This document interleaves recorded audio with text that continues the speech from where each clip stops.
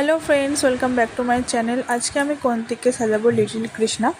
যেহেতু আজকে স্যাটারডে, তাই আজকে হাফ ডে হবে, ওদের একটা জন্মাষ্টমী সেলিব্রেশন হবে যেখানে দই হান্ডি ফোড়াবে। স্কুল থেকে সকলকেই বলেছে যে এখানে যারা মেয়েরা আছে তারা রাধা সাজবে আর যারা ছেলেরা আছে তারা কৃষ্ণ সাজবে।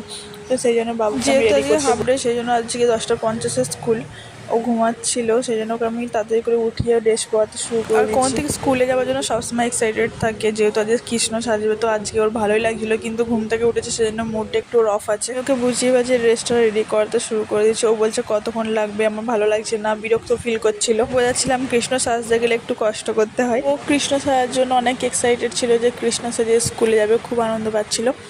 তো যাই হোক, ভিডিওটা অনেক দিন ধরেই পেন্ডিং পড়েছিল, তো ভাবছিলাম আপলোড করবো না, অনেকটা দেরি হয়ে গেছে, কিন্তু করেই ফেললাম, কেন কি ভিডিওটা খুব সুন্দরই দেখতে হয়েছে। রেডি করতে করতে প্রায় আধ ঘন্টা হয়ে গেছে, অনেকটাই লেট হয়ে গেছে, স্কুলেরও টাইম হয়ে গেছে, আর বাবু আনকমফোর্টেবল ফিল করছিল, গরম হচ্ছে।